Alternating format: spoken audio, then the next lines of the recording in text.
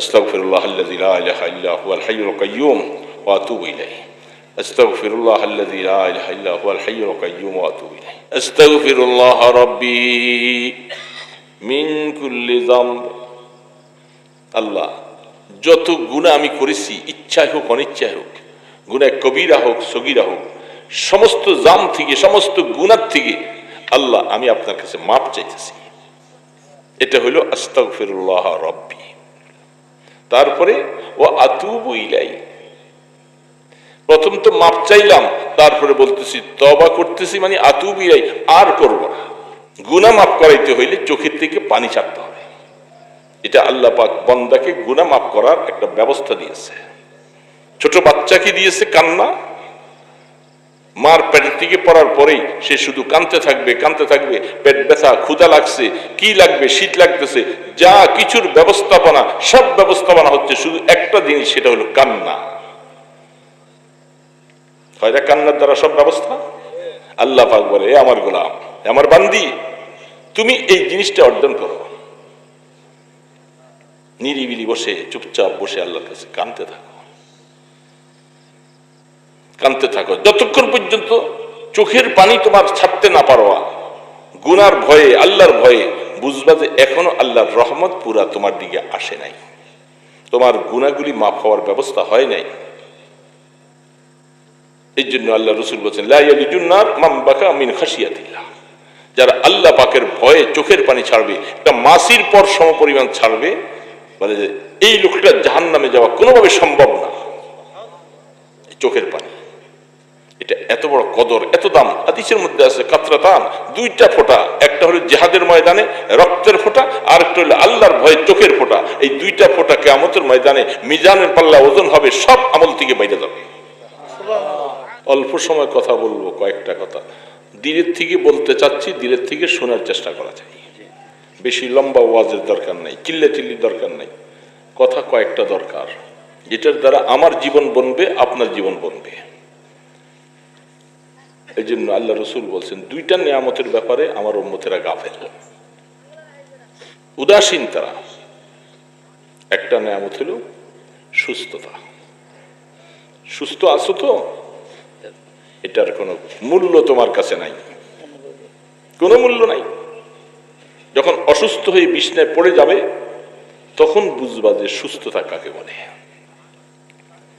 কথা বলতে পারে না, নড়তে পারে না, চড়তে পারে না, আরেকজনের উপরে বোঝা হয়ে যায়, ধরে ধরে উঠাই নিতে হয়, তখন বুঝে আসে, হায় হায় কেন হলো এরকম? আমার হাত তো আমার সাথে আছে, এটা চলে না কেন? মুখ তো আমার সাথে আছে, কথা বলতে পারি না কেন? চাইয়া থাকে, চোখের পানি পড়তে থাকে, কথা বলা যায় না। অসুস্থতা, কিডনিটা নষ্ট হয়ে যায়, ডায়ালিসিস করতেছে, জীবনের অবস্থা শেষ। শুকর আদায় করছি রব্বুল ইজ্জাতের দরবারে, আলহামদুলিল্লাহ, তিনি এখন পর্যন্ত ঈমানের উপরে হায়াত দিয়েছেন, আলহামদুলিল্লাহ। এই হায়াত শুরু হয়েছে অনেক বছর, বালেগ হওয়ার আগ পর্যন্ত এক জীবন চলছে, তারপরে মাঝখানের মধ্যখানের বয়সটা আরেক জীবন চলছে, এখন বার্ধক্যের মধ্যে আইসা আরেকটা জীবন চলছে।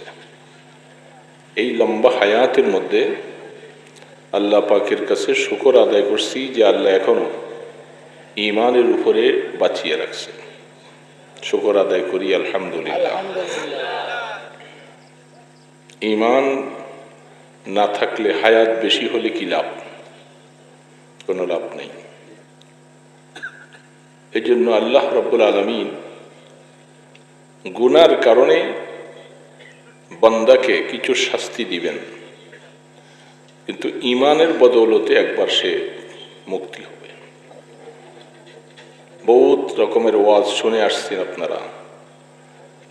কিয়ামতের ময়দানে পরের হক সম্পর্কে আল্লাহ পাক বলবেন, কে কারো কাছে হক পাওনা থাকলে আমার সামনে আইসা নালিশ করো। সেই সময় পাওনাদারের হক আদায় করার জন্য নেকের মাধ্যমে তার হক আদায় করা হবে। এটা আমরা হাজারো ওয়াজ শুনছি। যদি তার নেকামল ঘাটতি পড়ে, ওই বেচারার গুনাহ পাওনাদারের আমল নামায় দেওয়া হবে। তখন ওই বেচারা ক্ষমা পেয়ে জান্নাতে চলে যাবে, আর এই বেচারা জান্নাতের থেকে জাহান্নামে চলে যাবে। এই যে পরিস্থিতিটা, এই পরিস্থিতির মধ্যে পাওনাদারের পাওনা শোধ করার জন্য আল্লাহ রাব্বুল আলামিন তার নেক আমল থেকে কর্তন করাবেন, কিন্তু ঈমানের উপরে হাত দিবেন না।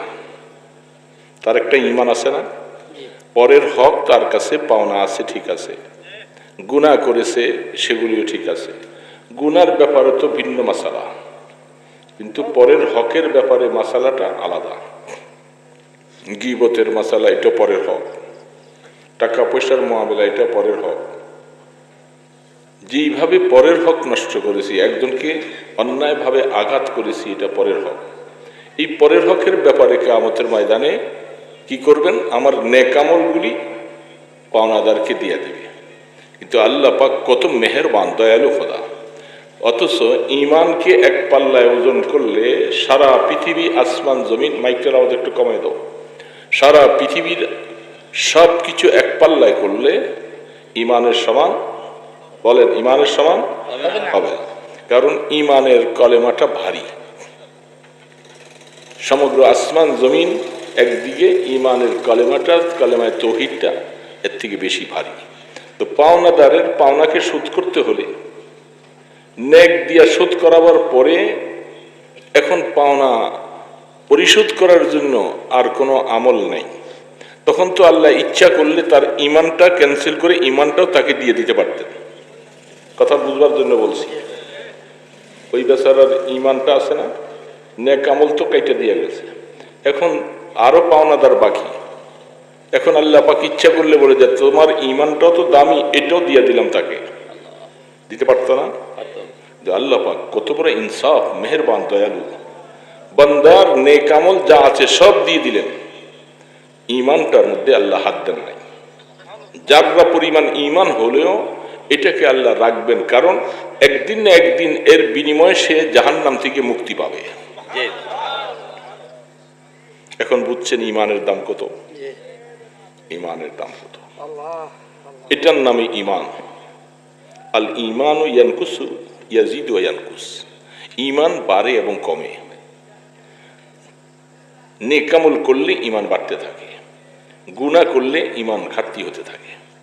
তো এই ঈমানটুকু আল্লাহ পাক রাখছেন এখনো। এই শুকর কি আদায় করব? আদায় করার ভাষা নাই। সবচেয়ে বড় দৌলত হলো ঈমানের দৌলত। টাকা পয়সা, ধন রত্ন, যা কিছু দেখছি সব কিছুর থেকে বড় নেয়ামত কি বাবা? বলেন সবাই কি? লম্বা কথা না, আমি শারীরিক খুবই অসুস্থ, এটা আমি আপনাদের বলতে পারি না। আমি হাঁটতে পারি না, আমার এই বাম পাটা কোনোভাবে চলে না, এটাকে কোনো রকম করে করে একটু চালাই, দূরে দূরে দূরে দূরে, একটু 19 থেকে 20 হলে আমি পড়ে যাব। এটা বুঝে না তো, যারা দাওয়াত দেয় তারা বুঝে না আমার অবস্থা। এই জন্য বলে এটুক জায়গা আমার অটো দিয়ে আসা লাগে, এরকম কত জায়গা হাঁটছি না। এখন শরীরের শক্তি নাই, আর এই পায়ের অবস্থা একেবারে, কোমর হাঁটু এই বাম পাত থেকে সব কিছু একেবারে চলে না, মোটে ব্যথা, অস্থির। এখন কি করব? এখন আল্লাহর বান্দারা জাতি মাফ করে না, ছাড়ে না, এই জন্য যাওয়া লাগে, কষ্ট কষ্ট হলেও যাওয়া লাগে।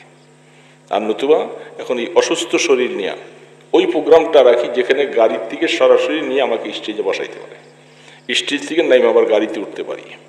গাড়িটাও উল্টা পথে বসা যায় না, এটা বাম পাশে দিয়ে বসে আসতে তারপরে ডালা লাগানো হয়। এটা আমারটা আমি বুঝি, আমারটা আপনি বুঝবেন না। সাহেবুল বাইতে আদরা বিমাফি। অসুস্থতা যে কি এক জিনিস, প্যারালাইসিস, স্ট্রোক হলে যে কি এক জিনিস, এটা আপনি সুস্থ আছেন এখন বুঝবেন না। 17 সালে যেদিন হজ করে আইসা এয়ারপোর্ট থেকে নেমে বাসায় আইসা রাত্রে শুইছি, সকালবেলায় স্ট্রোক হয়ে গেছে, বাম পা সম্পূর্ণ সহ প্যারালাইসিস হয়ে গেছে।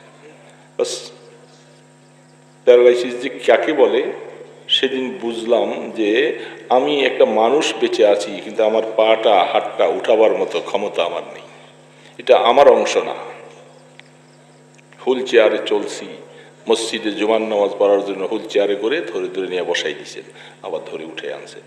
তো সেই মানুষকে আল্লাহ এখনো এতটুকু সুস্থতা দিয়ে আল্লাহ রাব্বুল আলামিন এখনো মানুষের সামনে নিয়ে যাচ্ছেন। আমি কি শুকর আদায় করবো আমার আল্লাহ, আমি ভাষা খুঁজে পাই না দোস্ত। এই জন্য যারা সুস্থ আছেন বুঝতেছেন না যে এই নেয়ামত কি জিনিস, এই নেয়ামত কি জিনিস এখনো বুঝতে পারতেছেন না। এই জন্য নেয়ামতের কদর করা চাই। আল্লাহু আকবার। আল্লাহ রসুল বলছেন এবং হাদিসে আসছেন, কোরআনে আছেন, নেয়ামতানে মাগমুনুন ফিহি কাসীরুম মিনান নাস আস-সিহহাতু ওয়াল ফারাগা। এই হোসেনপুরের মানুষ, উজানির পাশের মানুষ, কচুয়ার মানুষ, অল্প সময় কথা বলবো, কয়েকটা কথা ধীরের থেকে বলতে চাচ্ছি, ধীরের থেকে শোনার চেষ্টা করা চাই। বেশি লম্বা ওয়াজের দরকার নাই, চিল্লাচিল্লির দরকার নাই, কথা কয়েকটা দরকার, যেটার দ্বারা আমার জীবন বনবে, আপনার জীবন বনবে। এই জন্য আল্লাহ রসুল বলছেন দুইটা নেয়ামতের ব্যাপারে আমার উম্মতেরা গাফেল, উদাসীন তারা। একটা নেয়ামত হলো সুস্থতা। সুস্থ আছো তো, এটার কোনো মূল্য তোমার কাছে নাই, কোনো মূল্য নাই। যখন অসুস্থ হয়ে বিছনায় পড়ে যাবে তখন বুঝবা যে সুস্থতা কাকে বলে। কথা বলতে পারে না, নড়তে পারে না, চড়তে পারে না, আরেকজনের উপরে বোঝা হয়ে যায়, ধরে ধরে উঠাই নিতে হয়, তখন বুঝে আসে হায় হায় কেন হলো এরকম। আমার হাত তো আমার সাথে আছে, এটা চলে না কেন? মুখ তো আমার সাথে আছে, কথা বলতে পারি না কেন? চাইয়া থাকে, চোখের পানি পড়তে থাকে, কথা বলা যায় না। অসুস্থতা, কিডনিটা নষ্ট হয়ে যায়, ডায়ালিসিস করতেছে, জীবনের অবস্থা শেষ অবস্থা। এই সেহাত, এটা আল্লাহ পাক দিয়ে রাখছেন, এটাকে কদর করা চাই, দামি বানানো চাই। কিভাবে দামি বানাবো? বাজারে নিয়ে বিক্রি করে। এই যুবক বাবাজিরা, বুড়া বাবাজিরা, দুর্নীতি বুঝি শুনি, হায়াত তো চলে গেল,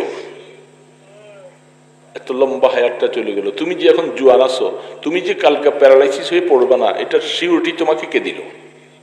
কে দিল? হঠাৎ করে রাস্তায় চলতেছো, অটোটা বেঁকা হয়ে পড়ে গেছে, অ্যাক্সিডেন্ট করছো, পাওয়াটা ভেঙে গেলে পড়ে গেলা, হতে পারে না? আস-সিহহাতু ওয়াল ফারাগা। এই যে আল্লাহ পাক একটা তোমাকে সুস্থতা দিলেন, এই সুস্থতা দেওয়ার এটাকে কি গনিমত মনে করেছো? কোথায় নামাজ চলে যায় তোমার খবরও নাই। মুসলমানের সন্তান নামাজ পড়ে না, এটা কেমন কথা? আকল ধরে না, আকলে তসলিম করে না। সে নাকি মুসলমানের সন্তান, সে নাকি কলেমাওয়ালা, ইমানওয়ালা, সে নামাজ পড়ে না। নামাজের সময় চলে গেল, জোহর, আসর, মাগরিব, এশা চলে গেল, বাজারে বসে আড্ডা দিচ্ছে, চা দোকানে বসে বসে চা খায়, এক ওয়াক্ত নামাজ পড়লো না। কি মানুষ তুমি? কিসের মানুষ তুমি? তুমি রাসূলের উম্মত দাবি করো কোন সাহসে? সাহসটা দিল কে তোমাকে? এক ওয়াক্ত নামাজের বিনিময়ে কত সওয়াব, আর এক ওয়াক্ত নামাজ না পড়ার কারণে শাস্তি কত, এটা বুঝে আসে না। যদি বুঝে আসে, যে কোনো জিনিস আগে পরিকল্পনা আসে, বুঝে আসে, তারপরে বাস্তবায়িত হয়। মসজিদ বানাবেন, বাড়ি বানাবেন, পরিকল্পনাটা আগে মাথায় আসে, তারপরে কাজে নামেন। ঠিক আপনার পরিকল্পনাটা আসতে হবে, আপনি কে, আপনাকে কে পাঠাইছে এখানে, তার সাথে পরিচয় নাই, এবং তার কাছে কি যাওয়া লাগবে না? যাওয়া যে লাগবে, তাহলে কি নিয়ে যাব, কেন আসছি, কি নিয়ে যাব? এই কথাগুলি অনেক বুড়া বুড়া বাবাজির এখন বয়স হয়ে গেছে, কিন্তু জীবনের যৌবনটা কাটাইছে উন্মাদের মতো। আছে না এরকম অনেক বুড়া? উন্মাদের মতো যৌবন কাটাইছে, পাগলের মতো পাগলামি করেছে, এখন বয়স হয়ে গেছে, আস্তে আস্তে করে চিন্তা করতেছে, হায় কি করলাম। যদি জোয়ান থাকতে যদি তার এই অবস্থাটা যদি থাকে, আমি তখন থেকেই যদি চিন্তা করি যে আমাকে বুড়া হতে হবে এবং আমাকে মৃত্যুবরণ করতে হবে, এই কথাটা চিন্তা হলে সেই যুবক কি কোনোদিন নামাজ ছাড়া থাকতে পারে? আফসোস লাগে। মুসলমান, তাহলে এক নম্বর কথা হলো মানুষকে আল্লাহ পাক যে হায়াত দিয়েছেন, এই সেহাত সুস্থতা দিয়েছেন, অসুস্থ হওয়ার আগে এটাকে দামি বানাইতে হবে। অসুস্থ হওয়ার আগে কাজে লাগাইতে হবে। এই যুবক, নামাজ না পড়ে চলতেছ, তুমি অসুস্থ হইবা না? হইতে পারো না। দুই নম্বর কথাটা হলো যে তোমাকে আল্লাহ পাক কিছু সময় দিছে, তুমি ইচ্ছা করলে এই সময়টার মধ্যে সময়টাকে কাজে লাগাইতে পারো। তুমি সময়টাকে কাজে লাগাও নাই, তুমি টাসের আড্ডায়, জুয়ার আড্ডায়, দোকানপাটে বসে সারা রাত্র মোবাইল দেখে দেখে, ফেসবুক দেখে দেখে তুমি সময়টা কাটাইলা। তোমার হায়াতের একটা অংশ না এটা? আল্লাহ পাক বলতেছেন, খালাকাল মাউতা ওয়াল হায়াতা লিয়াবলুয়াকুম, আমি মউত বানাইছি, হায়াত বানাইছি। আগে মউতের কথা বলছেন, অথচ লফে নশের মরাত্তাব আসার দরকার ছিল আগে হায়াতের কথা, তারপরে মৃত্যুর কথা। মানুষ তো আগে হায়াত নিয়ে জমিনে আসে, তারপরে মৃত্যু হয়। বুঝতেছেন কথা? হায়াত আগে না মউত আগে? বলেন তো সবাই, হায়াত আগে না মউত আগে? হায়াত আগে। আল্লাহ পাক এই কথা কি আল্লাহ বুঝলেন না? আমরা বুঝলাম, আমার আল্লাহ কি বুঝেন নাই? আল্লাহ আমাদের থেকে বেশি বুঝেন না কম বুঝেন? হ্যাঁ বলেন না সবাই, কি বেশি বুঝে?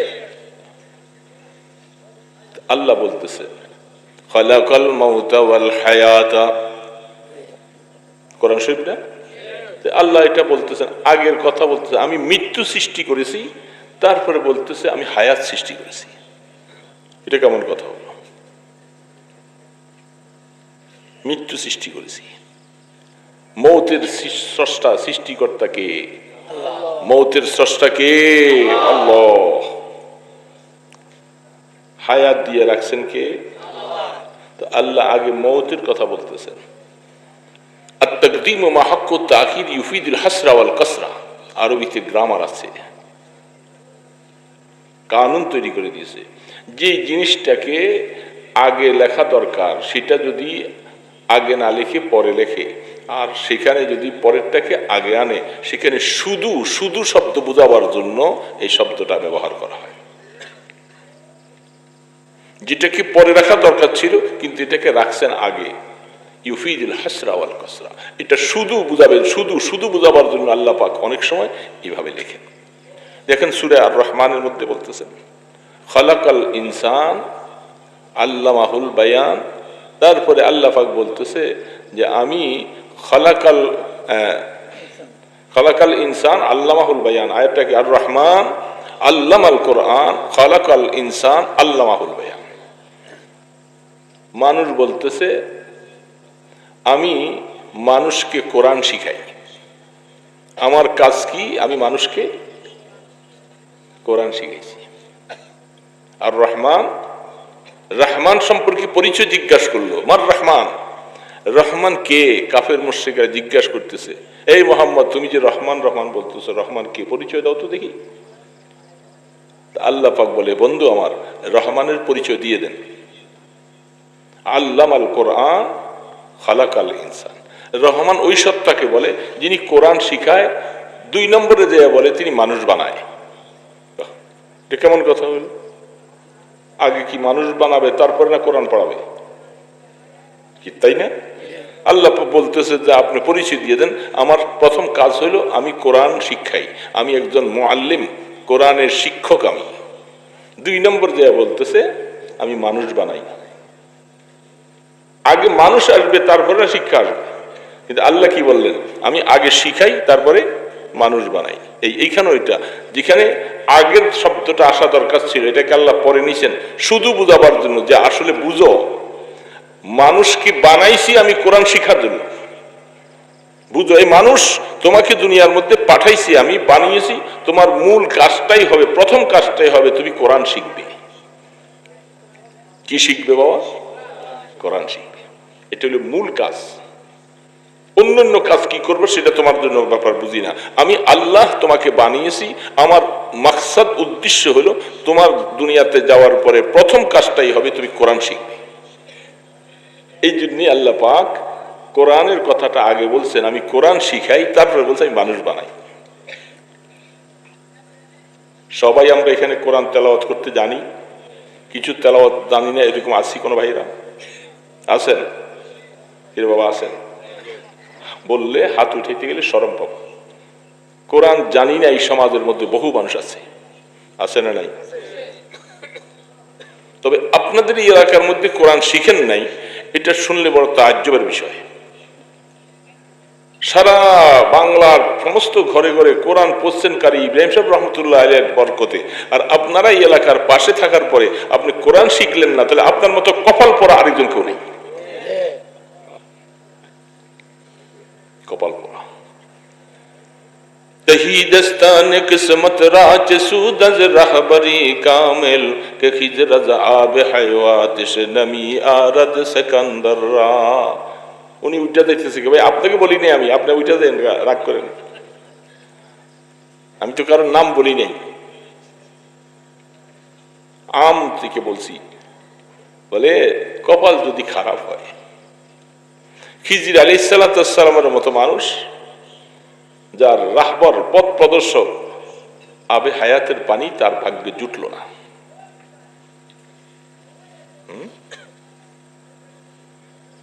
বাদশাহ জুলকারনাইন সহ দুইজন একসাথে গেছিল কোরআন যেটার মধ্যে বলছেন।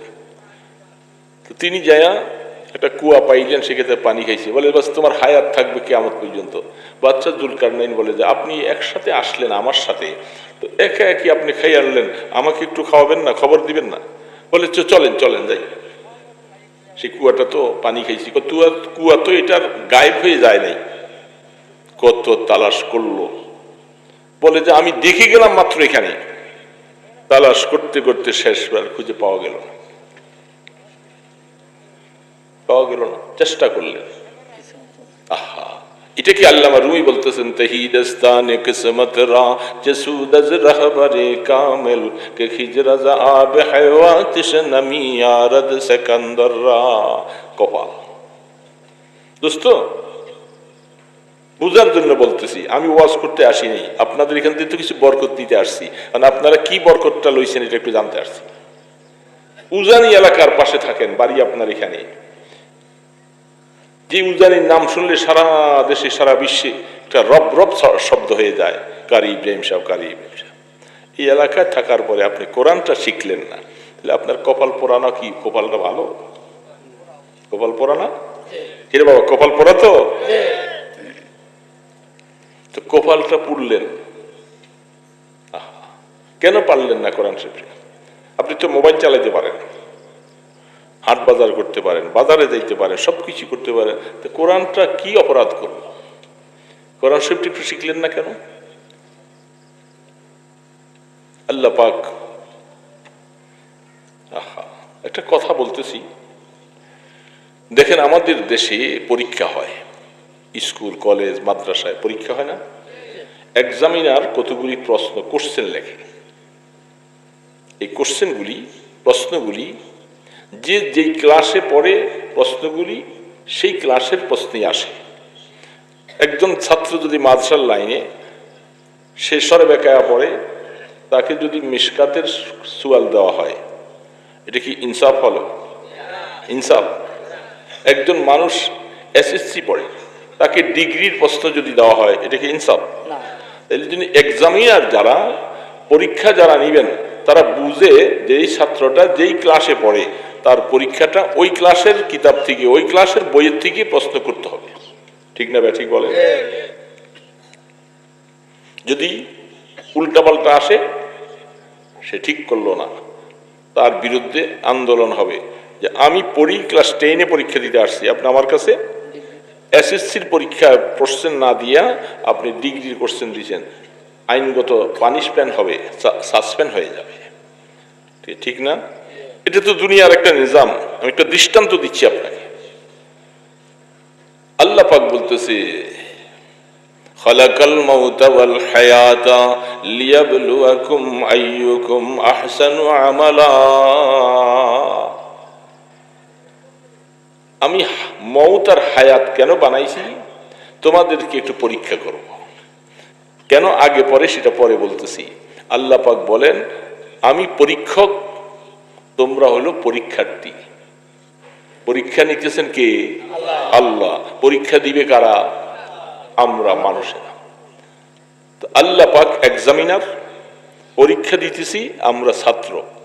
ঠিক আছে না? এখন আল্লাহ পাক বলতেছেন তোমরা যা পারবা এমন জিনিসই আমি তোমাদেরকে পরীক্ষা নিব। এমনটা নয় যেটা তোমাদেরকে শিখাই নাই, জানো নাই, আমল করতে পারবে না, এমন কোন জিনিসের পরীক্ষা আমি আল্লাহ নিব না। নিতে গেলে আমার বিরুদ্ধে তো পানিশমেন্ট হওয়া দরকার। আমি মানুষের উপরে জুলুম করেছি, আমি জালেম, এই কথাটা চলে আসবে। নাউজুবিল্লাহি মিন যালিক। আল্লাহ কি জালেম? লা ইউকাল্লিফুল্লাহু নাফসান ইল্লা উসআহা। কোরআন বলতেছে কোন মানুষের জন্য আমি এমন কোন বিধান, এমন কোন জিনিস আমি মানুষকে দেই নাই যেটা মানুষ পারবে না। মানুষ এটার প্রশ্নের অ্যান্সার দিতে পারবে না এমন প্রশ্ন আমি করি নাই এবং এমন প্রশ্ন করব না। এটা আমার শানে সম্ভব নয়। লা ইউকাল্লিফুল্লাহু নাফসান ইল্লা উসআহা। কোরআন শরীফ না? কি বাবা, কোরআন শরীফ না? আল্লাহ পাকের কথা।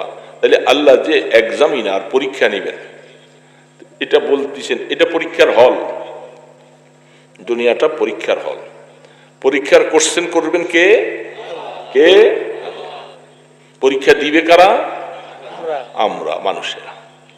তাইলে পরীক্ষা যেমন নিবেন তিনি, পরীক্ষার কোশ্চেনের সাথে পরীক্ষা দেওয়ালার একটা সঙ্গত থাকা লাগবে, তার মধ্যে সে পারদর্শী একটা যোগ্যতাও থাকা লাগবে। এখন আপনি যদি বলেন যে হুজুর আমি পারি নাই, আমাকে আল্লাহ কোরআন শিখতে বলছে, আল্লাহ পাক বলে না তোমাকে কোরআন শিখতে পারবে না, এই ধরনের অবস্থা দিয়ে আমি কোরআন জমিনে পাঠাই নাই। তোমার মতো মানুষ কোরআন শিখতে পারতে, তুমি কেন পারো নাই? এটার কারণ হলো তোমার কেন শিখো নাই। আমি কি এমন প্রশ্ন তোমার কাছে করছি? তুমি পারবে না। তাহলে আল্লাহ পাকের উপরে জুলুমের শব্দ চলে আসবে যে আমি, আমার বান্দারা পারবে না। আমি এমন জিনিস, মানুষ নামাজ পড়তে পারবে না আর আল্লাহ নামাজের আদেশ করেছে? হতেই পারে না।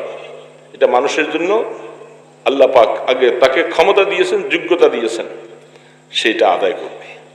এই জন্য আল্লাহ পাক বলেন আমি দুনিয়ার মধ্যে তোমাদের পরীক্ষা নেব। পরীক্ষা নিবে আল্লাহ পাক। পরীক্ষা দিতে তৈয়ার আছি তো আমরা? তৈয়ার আছি না? মান না মান মাইতারা মেহমান। আপনি তৈয়ার থাকেন আর না থাকেন, পরীক্ষা নিবে। এক্সামিনার হল বানাইছেন, এখন আপনি কি লিখবেন এটার ব্যাপারে এক্সামিনারের হাত নাই। কোশ্চেন দিয়ে দিয়েছেন, পেপার দিয়ে দিয়েছেন, আপনি বসে বসে কলম কামড়ান, আঙ্গুল কামড়ান, নাকি আপনি লিখতেছেন, এটা ব্যাপার আপনার। এক্সামিনার কি বলবে যে মিয়া তুমি বসে বসে কলম কামড়াইতেছো কেন? বলবে? কোন পরীক্ষার হলের মধ্যে এরকম আছে? না। উনি কোশ্চেন দিয়ে দিছেন, পেপার দিয়ে দিছে, কলমও দিয়ে দিছে, তোমাকে দাও তুমি লিখো। তুমি লিখলা না, 1 ঘন্টা চলে গেল, তুমি এখনো কলম ধরো নাই। 2 ঘন্টা চলে গেল, সময় থাকে মাত্র 3 ঘন্টা। প্রথম ঘন্টা চলে গেল, দ্বিতীয় ঘন্টা চলে গেল, কিছুই লিখলা না। তৃতীয় ঘন্টা চলে যাচ্ছে, সামান্য আছে, ওয়ার্নিং ঘন্টা পড়ে গেল, আর মাত্র 15 মিনিট পরে খাতা নিয়ে যাবে টাইনা। এমন সময় কলম খুলছে, চিন্তা করতেছে হায়, কলম খুলে সামান্য 2-4 কলম লিখতে লিখতে খাতা টাইনা নিয়ে গেছে, সময় শেষ। বুঝতেছেন কথা? আমল করলানা হায়াতের মধ্যে 15 বছর বয়স থেকে বালেগ হয়েছে মুসলমান। 1 ঘন্টা চলতে চলতে তুমি বালেগ হইয়া 15 বছর, 20 বছর, 25 বছর, 30 বছর, 40 বছর, 50 বছর পর্যন্ত চললা, এখনো কলম খোলো নাই, লিখতেও বসো নাই। হঠাৎ করে বয়স 60-এর মধ্যে পদার্পণ করলো, তখন দেখলা ঘন্টা বেজে গেছে, শেষ হয়ে যায়, তখন কলম খুলছো, একটু নামাজ পড়বা, আল্লাহকে ডাকবা, চিন্তা করলা, মুহূর্তের ভিতরে খাতাটা টাইনা নিয়ে যায়, মানে তোমার রুহটা আল্লাহ নিয়ে গেল, আর লেখার সুযোগ নেই, আর লেখার সুযোগ নেই। এই জন্য ইমানদার মুসলমান, আল্লাহ রাব্বুল আলামিন আপনাকে মোকাল্লেব বানিয়েছেন। আল্লাহ যেটা আপনি পারবেন সেই জিনিসটাই অর্ডার করেছেন। কোনো মানুষ বলতে পারবেন না আল্লাহ আমাকে শক্তির বাহিরে কোনো জিনিস দিয়েছেন, এটা আল্লাহ পাকের নিজাম না। কেন? লিয়াবলুয়াকুম আইয়ুকুম আহসানু আমালা। সুবহানাল্লাহ। আহসান আমল তো অনেক রকমের। কোন আমল মানুষ করে নিজের খেয়াল খুশি মতো করে, যেমনি মনে চায় তেমনি করে। আল্লাহ পাক বলে যে না, এইরকম আমল চলবে না, আমলটা হতে হবে মদিনার নবীর কায়দা অনুযায়ী। আহসান কোনটা? যেটা আমলটা ভালো কিনা, আমলটা সহি তরিকায় করলা কিনা, সেটা দেখার জন্য আল্লাহ পাক বলবেন তোমার মন গড়া আমল করলে চলবে না। নামাজ কি নিজের মন গড়া পড়লে হবে? রোজা মন গড়া পড়লে করলে কোনটাই? আল্লাহ রাব্বুল আলামিন বলেন দেখেন, তবে দুনিয়ার মধ্যে ইমানদার মুসলমানেরা, আল্লাহ পাক আপনাকে মৌতের কথাটা আগে দিয়ে সতর্ক করে দিয়েছেন। যখনই তোমার হায়াত আসবে সেদিন তুমি মনে করবা তোমার মরা লাগবে, অনিবার্য। এটা যেন তোমার জেহেন থেকে খালি না হয়, 24 ঘন্টা যেন এই কথাটা মনে থাকে। এই জন্য মৌতের কথাটা আমি আগে দিছি,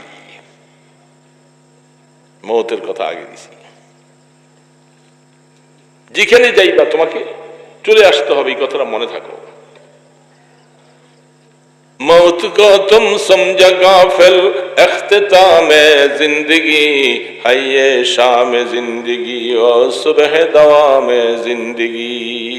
মৌতটাকে মনে করছো আরে মৌত হয়ে গেল, বাস শেষ, খাতামাত শেষ হয়ে গেল। তোমার জীবনটা মাত্র শুরু হলো। মৌতের পরে তোমার জীবনের মতো মাত্র ফজর শুরু হয়েছে।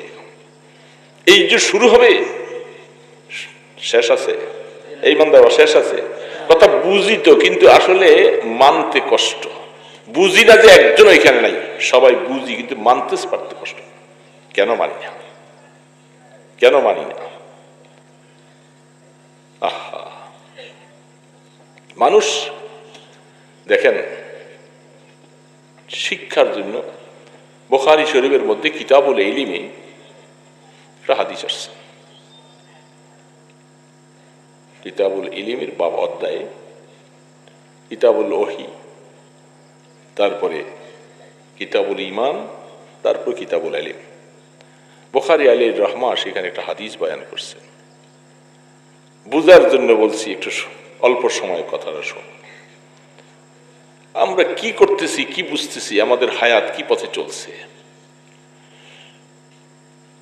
একজন সাহাবী, রাসূলের সাহাবী,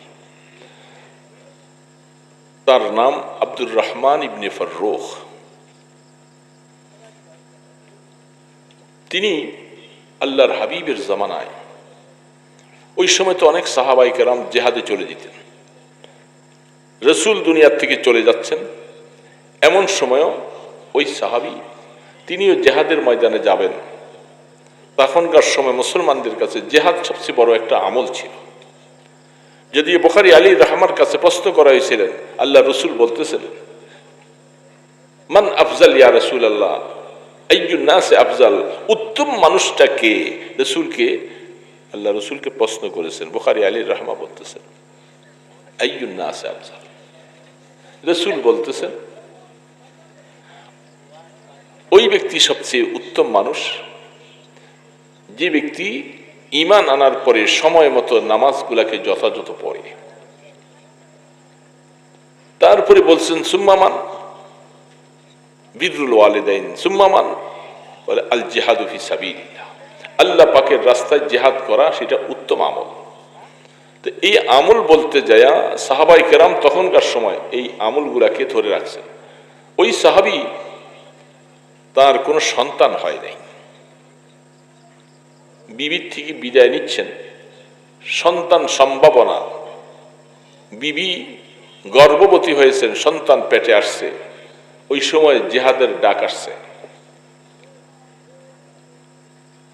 সেই সাহাবী বিবির কাছে বললেন, বিবি আমি চলে যাচ্ছি জিহাদের ময়দানে, আল্লাহ রসুলের জিহাদ, দ্বীনের জিহাদ, ফিরে আসবো কি আসবো না হিসাব নেই, আসতেও পারি নাও আসতে পারি। তোমার পেটের মধ্যে আল্লাহ একজন সন্তান দিয়েছেন, ছেলে হবে কি মেয়ে হবে জানা? এখন তো সব আপনারা অগ্রিম জানিয়ে ফেলেন, কি বলেন? এখন সব অগ্রিম জানে, মেশিনের দ্বারা জানেন। অনেক সময় মাঝে মধ্যে ভুলও হয়, মেশিন ভুল করে না মাঝে মধ্যে। এতদিন লালন করতেছে ছেলে হবে, হ্যাঁ শেষ পর্যন্ত দেখি যে মেয়ে। ডাক্তারকে বলতেছে কি পরীক্ষা নিলাম ইয়া তোমরা, কি ভুল করলা? বলে আরে পরীক্ষাওয়ালার বাবার খবর আছে নাকি, আল্লাহ পাল্টাই দিতে পারে সব। শুধু ছেলে চায়, শুধু ছেলে, মেয়ে চায় না। এই জন্য হযরত আব্দুর রহমান ইবনে ফাররুখ রাদিয়াল্লাহু তাআলা আনহু বলছেন, আল্লাহ যদি তোমার ঘরে পুত্র সন্তান দান করেন, আমি তোমাকে 30,000 দিরহাম দিয়ে গেলাম, আর তোমার সংসার চলার জন্য কিছু দিয়েছি এটা আলাদা, আর এই 30,000 দিরহাম দিয়ে গেলাম, শুধু এই সন্তানটা যদি বড় হয় তাকে এলেম শিখাইবা। কি শিখাইবা? এলেম শিখাইবা,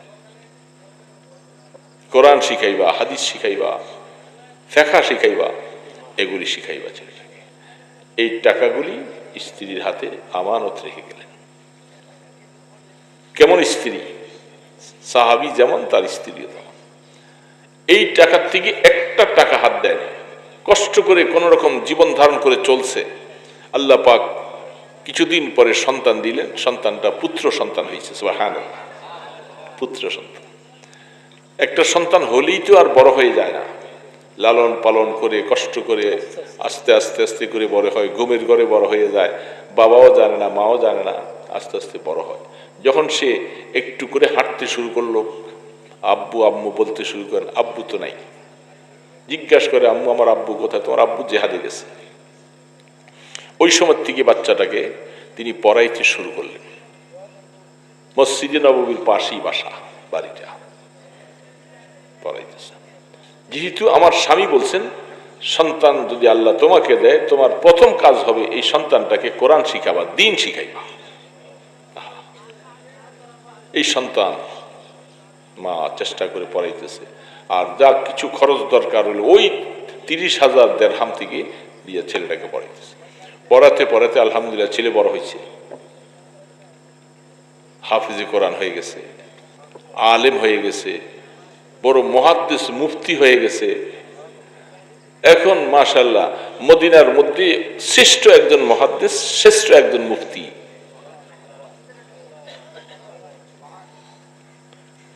মার কলিজাটা তখন কেমনটা লাগে, যে মা বাবা থেকে ওসিয়ত পাইয়া ছেলেটাকে আল্লাহ বড় করছেন, আল্লাহ মনে হয় আমার স্বামীর ওসিয়তটা কবুল করেছেন, আমি চেষ্টা করেছিলাম আর আমার ছেলেটাকে আল্লাহ পাক বড় আলেম বানাইলেন। মার মনে খুব খুশি। মসজিদে নববীতে এখন ইমামতি করে, সুবহানাল্লাহ। যে সমস্ত যে জায়গার মধ্যে রাহমাতুল আলম যে মেহরাবের মধ্যে বসে নামাজ পড়াতেন, সেই জায়গার মধ্যে এখন তিনি নামাজ পড়ান।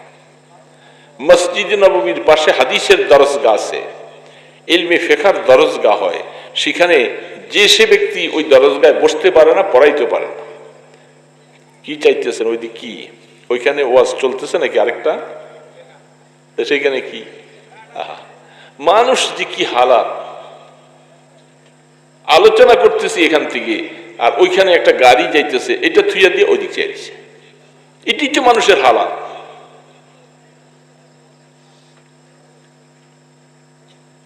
মানুষ, এটা মানুষের একটা স্বভাব। আরো ভালো কিছু হইলেও একদম মানুষ এখান দিয়ে যাবে ওই দিক চাই থাকে, নফস আর শয়তান তাকে ওই দিকে থাক। এই অভ্যাসের কারণে আমরা বিশাল একটা গুনার মধ্যে জড়িত হয়ে যাই। সেটা কি জানেন? সেটার মধ্যে হামাসুমা আমরা সবাই কিছু না কিছু জড়িত হয়ে গেছি। সেটা হলো এই রাস্তায় চলি, বাড়ির এই আঙ্গিনা দিয়ে চলি, বিভিন্ন জায়গা দিয়ে চলি, পুষ্করিণীর মধ্যে মহিলারা চলাচল করে, রাস্তা দিয়ে চলাচল করে, বাজারে যায়। এই মহিলা একটা দেখলে ওই দিকে একটু দেখতে মনে চায়, দেখতেই মনে চায়।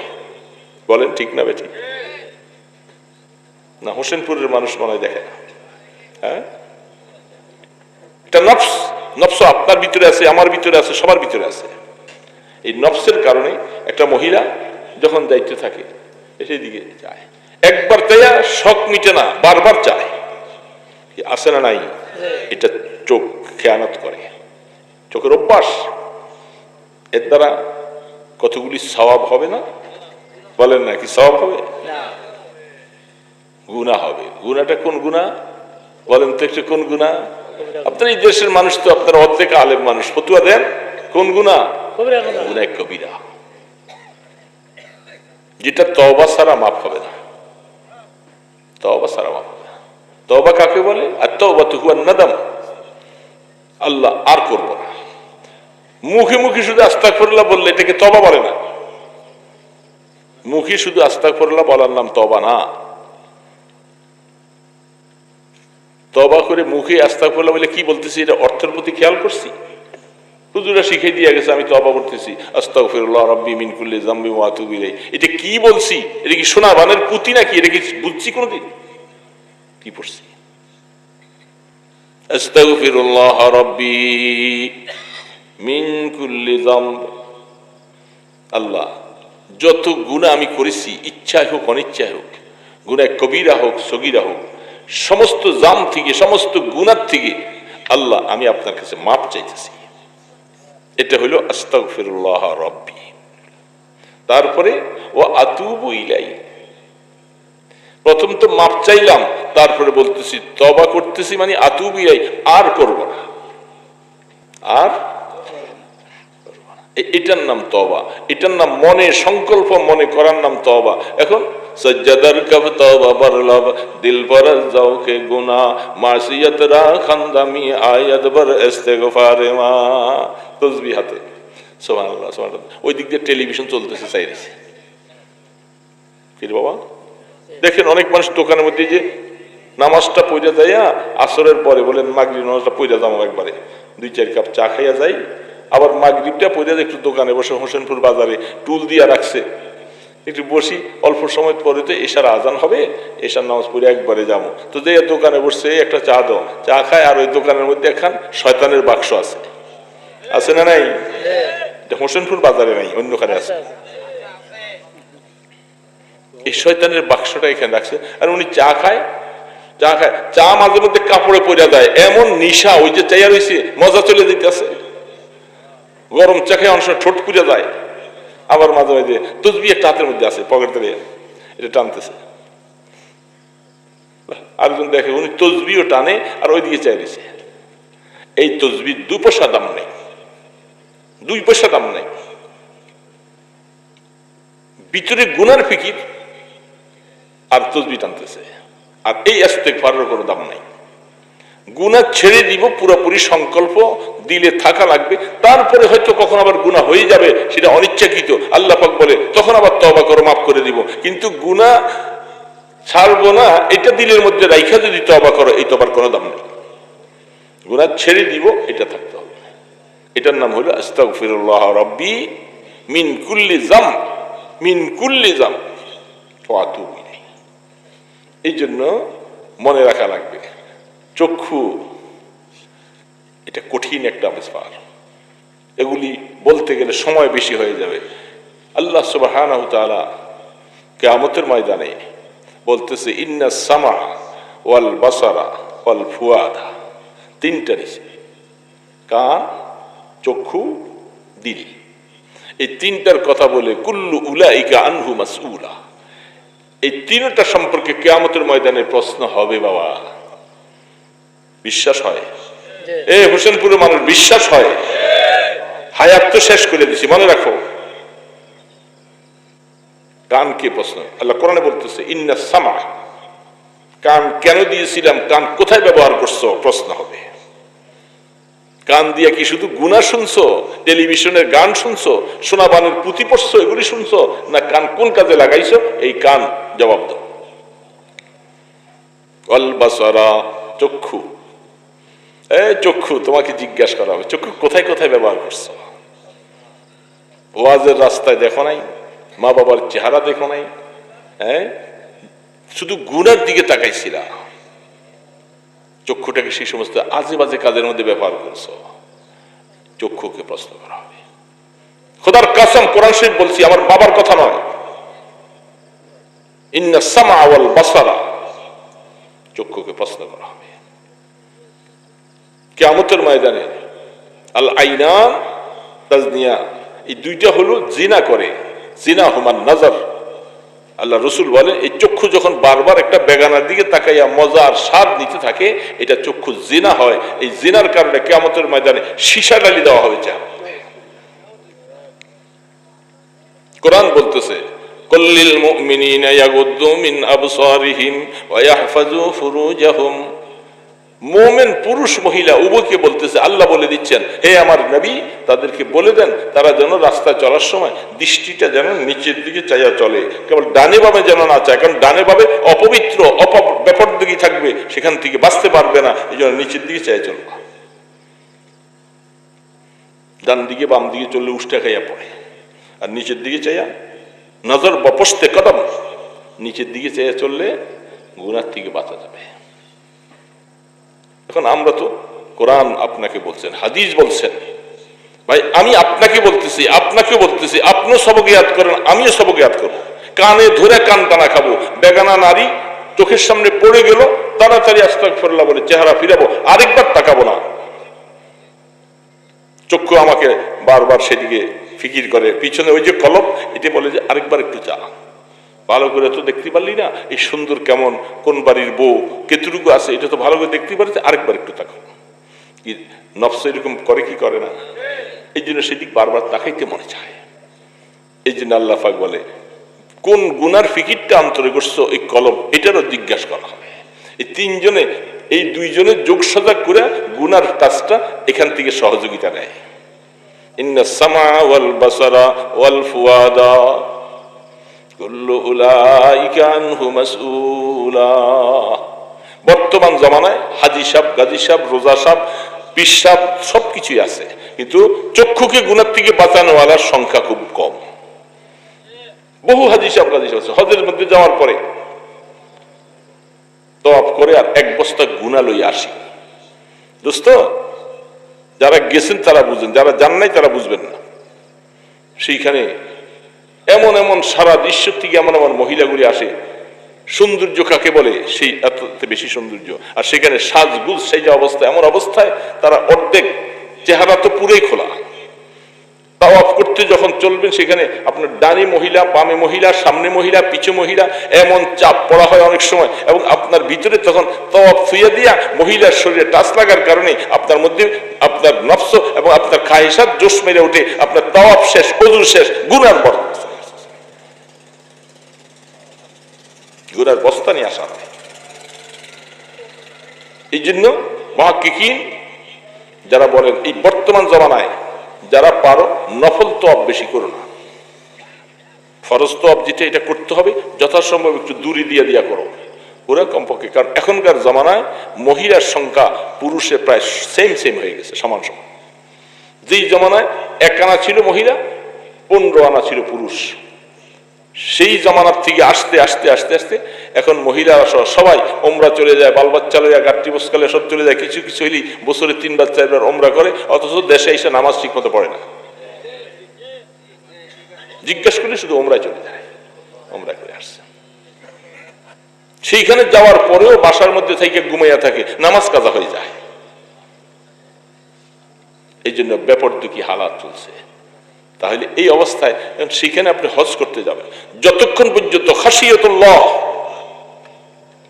মুসলমান বাবাজিরা, যতক্ষণ পর্যন্ত খাশিয়াতুল্লাহ, আল্লাহ পাকের ভয় দিলের মধ্যে না আসবে, যে আল্লাহ তো দেখতেছেন, আমি হজ করতে আসছি, আমি যে মহিলাটার দিকে তাকাইলাম, কেউ দুনিয়ার না দেখুক, আমার ছেলে দেখবে না, বাবা দেখবে না, সন্তান দেখবে না, কিন্তু উপরওয়ালা দেখতেছে।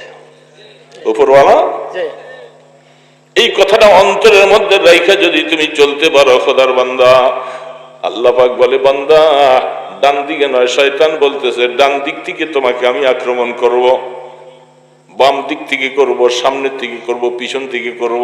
আল্লাহ পাক বলে, শয়তানকে আমি ভুলাইয়া দিয়েছি, উপরের দিকে আর নিচের দিকে 2 দিক থেকে আক্রমণ করার কথা শয়তান বলে নাই। এই জন্য আল্লাহ পাক বলে, আমি মোমেনাদেরকে বলছি তোমরা নিচের দিকে চাইয়া তাকাও, কারণ উপরের দিকে চাইয়া তাকাইতে পারবা না, দেখলে পড়ে যাইবা, উষ্টা খাইবা। নিচের দিকে চেয়ে চেয়ে তাকাও, গুনার থেকে বাঁচবা। আর উপরের থেকে আল্লাহ পাক বলে আমি রহমত দিয়া তোমাকে ঢাইকা নিব। যখন তুমি নিচের দিকে চেয়ে চলবা আব্রু ইজ্জত হেফাজত করার জন্য, গুনার থেকে বাঁচার জন্য, আল্লাহ পাক বলেন আমি আল্লাহ তোমাকে সাহায্য করব, শয়তান তোমাকে আক্রমণ করতে পারবে না। আফসোস, আমরা তো চলি রাস্তায় ঘাটে, মহিলাদের অভাব নেই। আল্লাহ শুকর আদায় করতেছি, আল্লাহ পাক এখনো একটা মহিলা নজরে পড়লো, সাথে সাথে নজরকে নিচের দিকে ফিরাই, দ্বিতীয়বার নফস বারবার তাকাতে পারে, খবরদার তোমাকে জুতা দিয়ে পিটাবো, আরেকবার সেদিকে তাকাই।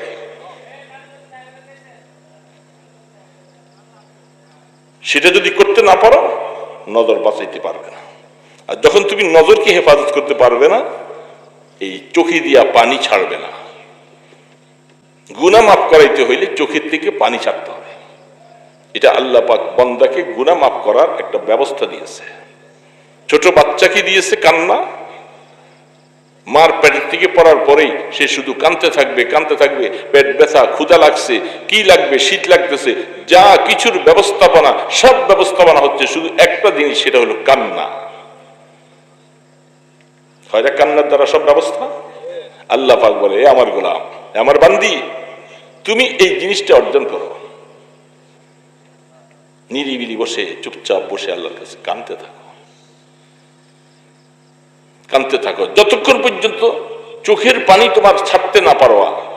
গুনার ভয়ে, আল্লাহর ভয়ে বুঝবা যে এখনো আল্লাহর রহমত পুরা তোমার দিকে আসে নাই, তোমার গুনাহগুলি মাফ হওয়ার ব্যবস্থা হয় নাই। এই জন্য আল্লাহ রাসূল বলেছেন লা ইয়ালিজুন নার মান বাকা মিন খাশিয়াতিল্লাহ, যারা আল্লাহ পাকের ভয়ে চোখের পানি ছাড়বে, একটা মাসির পর সমপরিমাণ ছাড়বে, বলে যে এই লোকটা জাহান্নামে যাওয়া কোনোভাবে সম্ভব না। চোখের পানি, এটা এত বড় কদর, এত দাম। হাদিসের মধ্যে আছে কাতরাতান, দুইটা ফোঁটা, একটা হলো জিহাদের ময়দানে রক্তের ফোঁটা, আর একটা হলো আল্লাহর ভয়ে চোখের ফোঁটা। এই দুইটা ফোঁটা কিয়ামতের ময়দানে মিজানের পাল্লা ওজন হবে, সব আমল থেকে বাইরে যাবে। মাসির পরের মতো, মাসির মাথার মতো এতটুক পানি আল্লাহ পাকের বসে।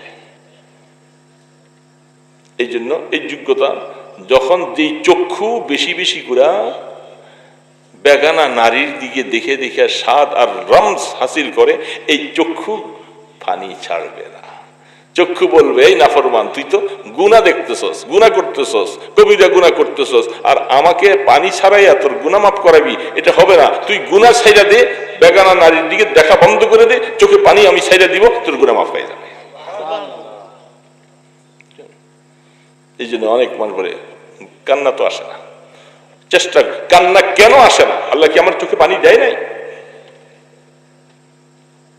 উষ্টা খাইলে, বিভিন্ন অবস্থা পড়লে তো পানি আসে, ব্যথায় টিকতে পারি না, মা গো গেছি গো ইত্যাদি বলে পানি আসে। আমি আল্লাহর ভয়ে কেন পানি আসে না? তার মানে আমি গুনাহ করছি বেশি, চোখের গুনাহ বেশি। এই জন্য চোখের গুনাহ থেকে বাঁচতে হবে। তো বলতেছিলাম যে কথাটা বলে শেষ করব, রাত্র অনেক হয়ে যাবে। তো ওই আল্লাহর বান্দি, তিনি ছেলে বড় আলেম, খুশি। মাকেও চেষ্টা করা লাগবে, মা দোয়াও করা লাগবে, বাবারও দোয়া লাগবে। যেটা কোরআন শিখিয়েছে, রব্বানা হাব লানা মিন আজওয়াজিনা ওয়া যুররিয়াতিনা কুররাতা আয়ুন ওয়াজআলনা লিল মুত্তাকিনা ইমামা। আমার আল্লাহ কিভাবে শিখিয়েছে, এ বাবা, এ মা, শুধু বাবার মা হইছো এটার দ্বারাই চলবে না। তুমি এই সন্তানটা মানুষ বানাবার জন্য, সন্তানটা তোমার চোখের ঠান্ডা হওয়ার জন্য, সন্তানটা যেন তোমার দিনদার হয়, এর জন্য তুমি আল্লাহর কাছে দোয়া করতে করতে চোখের পানি আর নাকের পানি সব একখানে বানাও, তারপরেই ছেলে মানুষ হবে। এমনি না। এখন তো মায়েরাও দোয়া ছেড়ে দিছি, বাবারাও দোয়া ছেড়ে দিছি, পোলায় পরে না কা, এই করে না কা, সেই করে না কা, ব্যাট দিয়া পিটে আজকাল গালি গালাজ করি। আর বাবা গালি গালাজ বাদ দিয়া, পিটানি বাদ দিয়া দোয়ার মধ্যে লেগে যাও।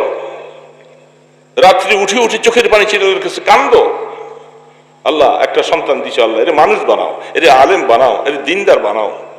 কিয়ামতের ময়দানে এই সন্তানটা যেন আল্লাহ বলতেছেন ওই যে আল্লাহ মিল্লাদুনকা নাসীরা, তারা যেন কিয়ামতের ময়দানে আমাদেরকে সহ আরো মুমিনদেরকে নিয়ে একসাথে জান্নাতে চলে যেতে পারে, এরকম সন্তান বানাও। দোয়া করা লাগবে না? এ মায়েরা, দোয়া করা লাগবে না? শুধু সারাদিন ব্যস্ত কাজকর্ম, হ্যাঁ, সারাদিন সংসারে কাজকর্ম করে নামাজ কোনো পড়লে পড়লাম, একটু পড়িয়া শুয়া পড়লাম না। এই সম্পদ, দুনিয়ার যত সম্পদ আছে সবচেয়ে বড় সম্পদ হলো তোমার এই সন্তান সম্পদ। এই সম্পদটাকে আল্লাহর কাছ থেকে চাইয়া নিতে হবে, চাইতে হবে। কয়দিন চোখের পানি ছেড়ছো এই সন্তানের মানুষের জন্য? অনেক মায়েরা মাঝে মধ্যে বলে, এই সন্তান মানুষ হওয়ার পর আমার যে কত চোখের পানি, এগুলি একত্রিত করলে দেখা যাবে যে মনকে মন হয়ে যাবে, এত চোখের পানি।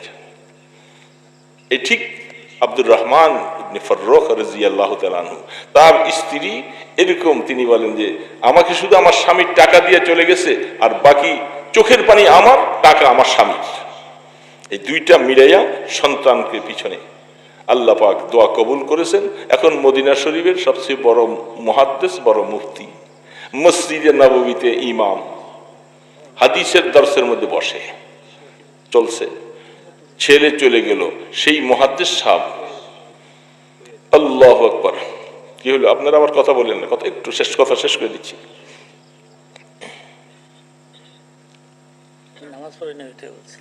নামাজ পড়েন নাই? না, নামাজ পড়েন নাই, আমিও কথা শেষ করে দিচ্ছি ইনশাআল্লাহ। কারণ আমি তো বুঝি, আমি তো ইনসান, মানুষ, আপনারা মানুষ, আমিও মানুষ।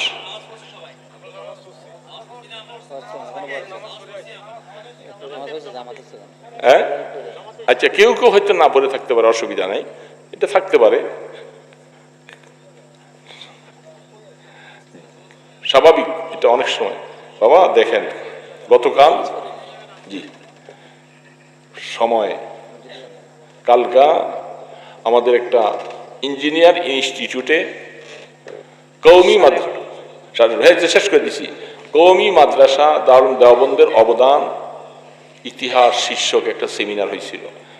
সেখান থেকে প্রোগ্রামটা শেষ করে সারা বাংলাদেশে উল্লেখযোগ্য ওলামায়ে কেরাম, বাবুনগর সাহেব সহ সবাই প্রোগ্রাম শেষ করে সেখান থেকে চাঁদপুর জাফরাবাদ মাদ্রাসায় দস্তারবন্দি, মাগরিবের নামাজের পরে আমার বয়ান। কি করব?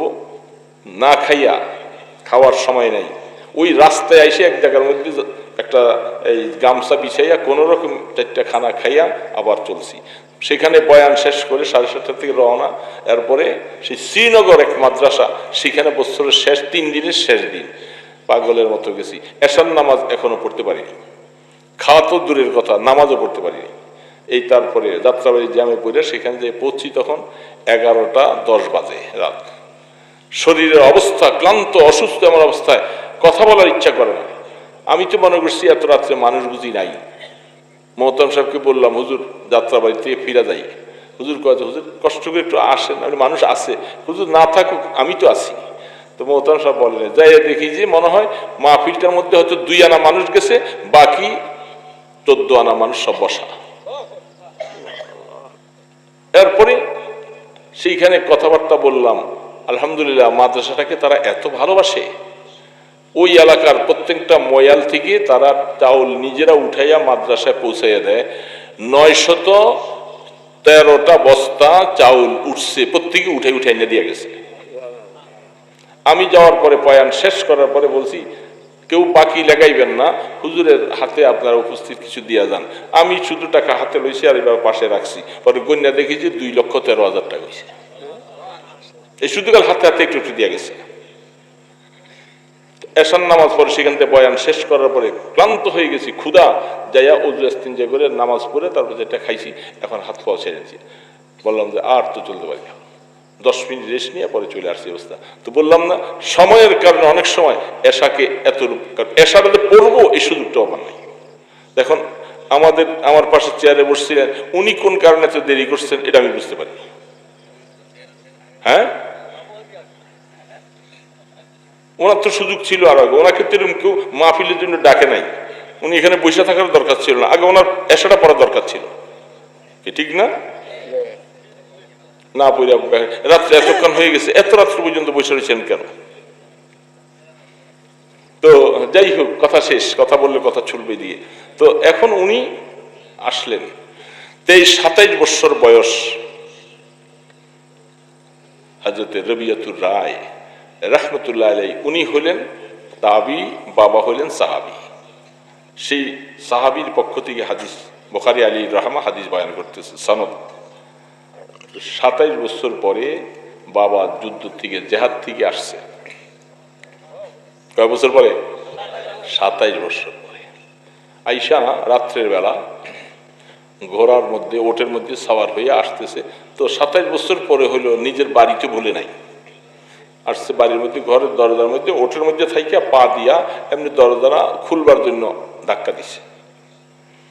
ওই দেশে এত চোর ডাকাত নেই, দরজা এমনি চাপাই দিয়েছে, দরজাটা খুলে গেছে। খুলে যাওয়ার পরে ভিতর থেকে 27 বছর একজন যুবক ডাগরাওয়ালা, উনি তো এসে, এই তুমি কি মানান্তা তাদখুলানি ফি হারিমি, তুমি কে? তুমি আমার হারিমের ভিতরে ঢুকছো, আমার এই পর্দাওয়ালা ঘরের মধ্যে ঢুকছো। আইবা গোসায় মেদল, কারণ বেপরদগি হইলে না কোনো অসুবিধা নাই, পর্দাওয়ালা মানুষ সাহাবিয়া সেই ঘরে আছেন, এই জন্য তিনি তো এত বড় মানুষ, তুমি আমার, উনি বলতেছে আরে তুমি আমার ঘরের মধ্যে, তুমি এত বড় যুবক ছেলে কেন? এটা তো আমার হারিম, তুমি কে? দুইজনে কথা খুব বড় হয়ে গেছে, একজন আরেকজনকে তরবারি বাইর করে ফেলছে। আরে বেপরদা অবস্থা, তুমি এখানে কেন আসছো? তুমি আমার ঘরে কেন আসছো? দুইজনের কথা ঝগড়া বিশাল, কথা উঁচু হয়ে গেছে। ইমাম মালিক রহমতুল্লাহ আলাইহি ওনার ছাত্র, এই যে যিনি মদিনা শরীফে পড়ায় ওনার ছাত্র হইলে ইমাম মালিক রহমতুল্লাহ। তো উনি দৌড়ে আসছে, আসার পরে আমি ছোট্ট করে বলতেছি, কথা শেষ, আসার পরে আরে হইচি উঠতেছে আমার ওস্তাদের সাথে, আমার শেখের সাথে, কি যেন বাহিরের থেকে একটা মানুষ এসে হইচি করতেছে। আসার পরে বলতেছে আরে আপনি এই ঘরে, এই ঘর তো আমার হজরতের, আমার শেখের, আমাদের ওস্তাদ যিনি, ওনার ঘর, আপনি বুড়া মানুষ, আপনি কি? বুড়াও বলতেছে আনা আব্দুর রহমান ইবনে ফাররুখ। আরে অবাক হয়ে ইমাম মালিক রহমতুল্লাহ আলাইহি বলতেছেন আমি তো এই নাম শুনছি, অনেক অনেক বছর তিনি সফরে বিদেশে জেহাদে চলে গেছেন, বেঁচে আছে না মরে গেছে কোনো খবর নাই, আপনি সেই লোক? এই কথা চলতেছে, ভিতর থেকে দূরের থেকে তার স্ত্রী হযরত রবিয়াতুর রায় রাহমাতুল্লাহ আলাইহির মা শুনছে আরে ঘরের মধ্যে কি হয়েছে, দৌড়ে দূরের থেকে এসে নজর করে দিয়ে 27 বছর পরে ওনার স্বামী।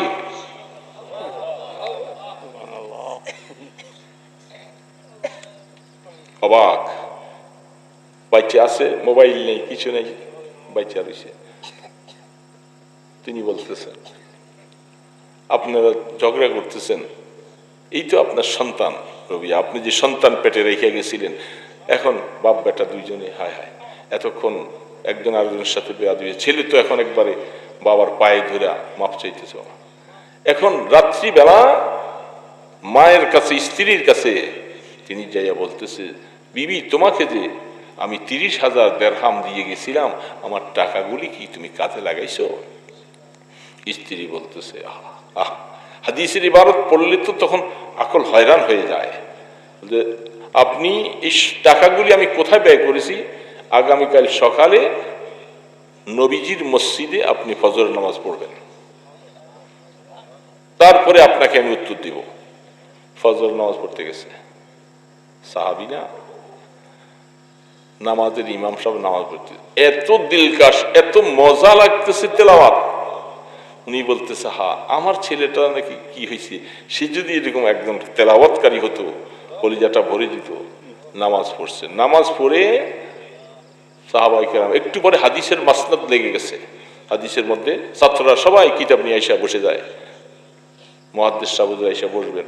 কতক্ষণ পরে দেখে যে মসনদের মধ্যে যিনি আইসা বসছেন তিনি ওনার ওই ছেলে হযরত রবিয়াতুর রায় রাহমাতুল্লাহ আলাইহি, দেখে অবাক হয়ে খুশিতে বাগবাগ হইয়া দড়িতে বাড়িতে আইসা বলে যে বিবি তোমাকে আমি কি যাজা দিব, কি বদলা দিব, তুমি এই টাকাগুলি এইভাবে ব্যয় করেছো, আর আল্লাহ আমাকে এমন একটা সন্তান দিয়েছে, আমার কলিজাটা ঠান্ডা, তোমার জন্য কি দোয়া করব, তুমি যে আমার এই সন্তানকে মানুষ বানাবার জন্য টাকা গড়িয়েছে। বলছে আমি একটা টাকা এর থেকে আমি অন্য পথে খরচ করি নাই, শুধু আমার এই ছেলেটা তুমি ওসিয়ত করেছো কি করে তাকে আলেম বানানো যায়, কি করে আলেম বানানো যায়। দোস্ত বুখারী হাদিস খুলে দেখবেন কিতাবুল ইলমের মধ্যে। এই হলো ইলমের ফায়দা, ইলমের মর্যাদা। মা হলে তো এরকম মা হতে হবে। এ আমার মায়ের জাতরা, মা হলে এরকম মা হও, সন্তানকে খাইয়া না খাইয়া তাকে আলেম বানাও, তাকে হাফিজ কোরআন বানাও, তাকে মুহাদ্দিস বানাও, দেখবা কলিজা ঠান্ডা হয়ে যাবে তোমার। এই সন্তানের দোয়া যখন চলতে থাকবে তোমার জন্য, চোখের পানি ফেলে ফেলে মা বাবার জন্য দোয়া করবে, জান্নাতে যাইবার সময় টেনে নিয়ে যাবে। সন্তান বানাইবে তো এরকম সন্তান বানাও। চেষ্টা করবো না বাবা? এই কথা শেষ, রাত্র অনেক দূরে। আল্লাহ পাক আমাদের সন্তানগুলাকে যেন কবুল করেন। দোয়া করতে থাকবো, সব সময় চেষ্টা করতে থাকবো। যারা বিবাহ শাদী করো নাই, বিবাহ করবা, তারপরও নিয়ত করো, আল্লাহ যখন বিবাহ শাদী করবো আমাকে একটা নেককার সন্তান তুমি দিও। এই সন্তানটা যেন তোমার দিন শিখাইতে পারি, কোরআন শিখাইতে পারি, আলেম হক্কানি রব্বানি বানাইতে পারি। চেষ্টা করবা এটা, তখন তুমি বুঝবা আল্লাহ পাকের এই দোয়া করতে করতে আল্লাহ তোমাকে কবুল করবে একসময়। আল্লাহ সুবহানাহু ওয়া তাআলা যুবক বাবাদিদেরকে যে কয়েকটা কথা বললাম, আমাদেরকে যেন আমাদের হায়াতটাকে দামি বানাবার চেষ্টা করি, তৌফিক দান করেন। বিশেষ করে নামাজি যেন হতে পারি। সমস্ত যুবক বাবাদিরা নামাজ পড়ো, নামাজ পড়ো। আস্তাগফিরুল্লাহাল্লাযী লা ইলাহা ইল্লা হুয়াল হাইয়ুল কাইয়্যুম ওয়া আতুবু ইলাইহি। আস্তাগফিরুল্লাহাল্লাযী লা ইলাহা ইল্লা হুয়াল হাইয়ুল কাইয়্যুম ওয়া আতুবু ইলাইহি। আস্তাগফিরুল্লাহ রাব্বী মিন কুল্লি যামবিন ওয়া আতুবু ইলাইহি। লা হাওলা ওয়ালা কুওয়াতা ইল্লা বিল্লাহিল আলিয়্যিল আযীম। এই অটো রাখা হয়েছে এখানে, কোথায় এই গাড়ি এখানে আনছে কে? আমার গাড়ি এখানে আসবে না এখানে। হ্যাঁ, ওইখানে তাড়াতাড়ি মিশুকের ব্যবস্থা করো যেন আমি স্মৃতি নামার পরজন সাথে বাইরে যেতে পারি। একটা অটো জলদি ব্যবস্থা করো, আমি হাইটা দিতে পারবো না এখানে। আমার গাড়ি এখানে আসার মতো রাস্তা না, এটা বডি নিচা যাইবেও না। মানে এখানে বসে থাকতে আসছি, যাওয়ার জন্য নিয়ত করছি, যদি আল্লাহ হায়াতে রাখে তাহলে বাসায় যাব। কাজ একটা না, বহু কাজ, মিটিং আছে, ইত্যাদি আছে, মাদ্রাসার কাজ করতে হবে, খতমে নবুয়তের কাজ করতে হবে। শুধু আপনাদের আবদারের কারণে ওই আলামিন ছেলেটা বারবার বিরক্ত করে, এই জন্য আসছি। নতুবা এখন প্রোগ্রাম রাখার মতো সময় নাই, এখন অন্যান্য কাজ করার জন্য সময়। দিন নাই রাত নাই। এখন আগামীকাল সেই খতমে নবুয়তের প্রোগ্রাম আছে, সেই নবাবগঞ্জ ঢাকা, সেখানে বিভিন্ন অবস্থায় মিটিং আছে। এই হাল অবস্থা। আল্লাহুম্মা সাল্লি আলা মুহাম্মাদ ওয়া আলা আলিহি ওয়া সাহবিহি। আল্লাহুম্মা সাল্লি আলা মুহাম্মাদ। আলহামদুলিল্লাহি রাব্বিল আলামিন ওয়াসসালাতু ওয়াসসালামু আলা আশরাফিল আমবিয়া ওয়াল মুরসালিন। ইয়া আল্লাহ, মেহেরবানি করে আল্লাহ আমাদের গুনাহগুলি মাফ করে দাও। আল্লাহ, গুনাহ থেকে বাঁচার তৌফিক দাও। আল্লাহ, আল্লাহ তুমি আমাদেরকে শক্তি না দিলে আমরা গুনাহ থেকে বাঁচতে পারবো না। আল্লাহ, গুনাহ নিয়ে আমাদেরকে কবরে নিও না মাওলা। আল্লাহ, আমরা জাহান্নামের আগুন সহ্য করতে পারবো না মাওলা। এ মাওলা, আমাদের উপরে রাগ করো না মাওলা, দয়া করে আমাদেরকে মাফ করে দাও। আল্লাহ, আমাদের মা বাবাকে মাফ করে দাও, আমাদের দাদা দাদি নানা নানি সবাইকে মাফ করে দাও। আয় আল্লাহ, যারা কষ্ট করে আমাদেরকে লালন পালন করে আজকে কবরে শুয়ে আছেন, আমাদের সেই মা বাবার কবরকে জান্নাতের বাগান বানিয়ে দাও। আয় আল্লাহ, আমাদের সন্তানগুলাকে নেককার বানিয়ে দাও। আল্লাহ, আমাদের বংশের মধ্যে আলেমে কোরআন বানিয়ে দাও, হাফেজে কোরআন বানিয়ে দাও। আল্লাহ, আমাদের সন্তানগুলাকে তুমি নেক হাতে, রহমতের হাতে ধরে রাহবরি করো। আল্লাহ, আয় আল্লাহ, আল্লাহ, মসজিদের পাশে দিয়ে হাইটা যাব আর নামাজ পড়বো না, আমাদেরকে এমন সন্তান দিও না। আল্লাহ, আমাদের বংশের মধ্যে সবাইকে নামাজি বানাইয়া দিও।